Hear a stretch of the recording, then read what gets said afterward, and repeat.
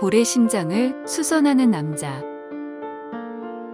부산의 감천항에는 수리 조선 전문 기업 포코가 있습니다. 선박을 수리하는 곳, 사람으로 치면 종합병원과 같은 곳이지요. 선박을 수리하는 전문 기업 포코의 김기동 회장님이 고래 심장을 수선하는 남자 책을 집필하셨습니다. 이 책은 대학 졸업 후 상선원으로 바다를 누비며 전 세계에서 일을 했던 10년, 그 후 동원에서 수리조선 분야로 종사했던 10년, 45세에 창업하여 세계적인 수리조선 기업으로 성장하기까지 20년 동안의 이야기를 담고 있는 자전적 에세이입니다.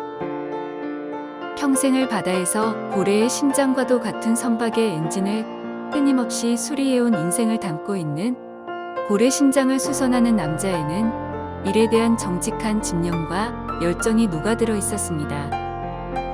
무수히 많은 좌절과 실패, 사고, 감당하기 힘든 경제적 손실을 직면할 때마다 마주한 숱한 고통을 자양분으로 만들어온 삶의 태도를 보여주는 고래 심장을 수선하는 남자는 새로운 도전을 시작하는 이들과 변화가 필요한 이들에게 버티고 나아가는 힘을 안내하는 자기계발서로도 손색이 없이 다가왔습니다.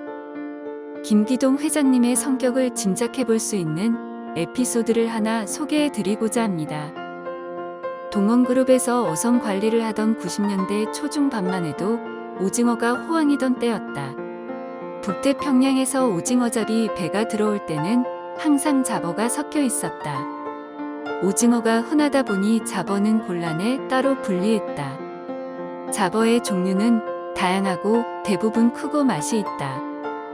그런데 가만히 보니 어떤 통선업자라는 자들이 부두에서 잡어를 아무런 대가도 없이 그냥 가져가는 게 아닌가.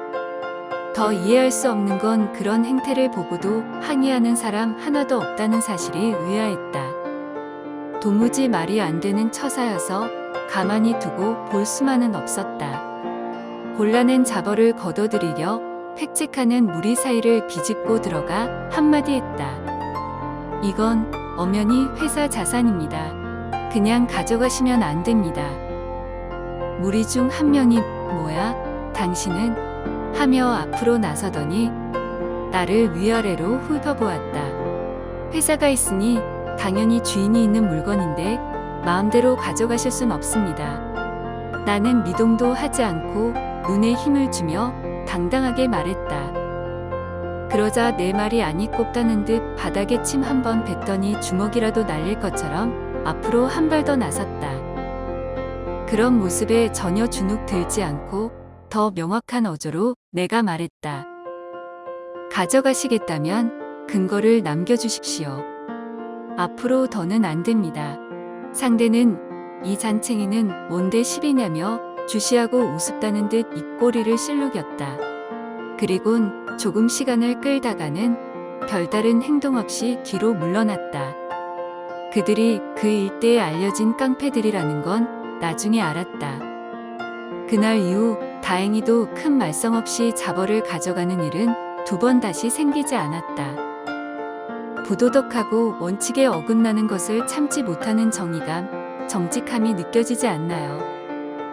실제로 회장님은 본인과 함께 일을 해본 동료들은 자신을 공정한 사람 김기동으로 기억한다고 합니다. 고래 삼장을 수선하는 남자를 읽으면서 저에게 인상적이었던 문구들도 소개해 드리겠습니다. 대기업에서 선박 수리 감독으로 일하며 승승장구했으나 수동적인 삶에서 벗어나고 싶은 간절함과 매일 싸워야 했다. 인간은 상황의 노예도 아니고 운명의 허수아비도 아니다.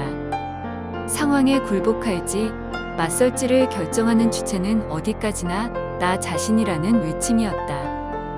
도약의 발판은 언젠가 뿌려둔 작은 씨앗이 우물트는 원리와 비슷하다. 공장을 짓고 자연스럽게 일감을 수주하며 여객선을 수리하는 일까지 맡게 되었다. 매 순간 보랏빛 미래는 너무 먼 이야기다. 단지 땀 흘려 일하는 오늘과 내일이 있을 뿐이다라는 말을 되뇌며 현장을 달렸다. 인성관리는 조직 전체의 성과와 관련이 깊다. 뱃사람들은 개인의 인격을 닫고 자신에게 엄하며 동료에게 관대하고 자연 앞에 겸손할 줄 아는 미덕을 불문율로 여긴다. 이것이 자연을 뛰어넘는 힘이 된다. 회사는 사장의 그릇 이상으로 커질 수 없다라는 것이 나의 기업 경영 모토다. 나부터 솔선수범하라는 채찍인 셈이다. 내가 모범을 보이지 않는데 누가 따를 것인가. 작가의 삶에 대한 태도를 느끼고 배울 수 있는 대목인데요. 우리가 무엇을 하든 인생의 주인공으로서 사회 구성원으로서 갖추어야 할 덕목이 아닌가 싶습니다. 끝으로 고래심장을 수선하는 남자에서는 수리조선업을 발전 가능성이 있는 블루오션 시장으로 보고 있으며 수리조선소가 친환경, 디지털이라는 두 축으로 건설되어야 하는 시대적인 요구에 직면해 있음을 말하고 있습니다. 그리고 이를 위해 부산 감천항 수리조선 단지의 기능과 시스템 강화에 정부의 관심이 필요함을 현장의 경험을 바탕으로 제시하고 있습니다. 아직도 가야 할 길은 멀지만 선박수리업에 관한 파워 오브 코리아로 우뚝 설 것이라는 회장님을 늘 응원하겠습니다.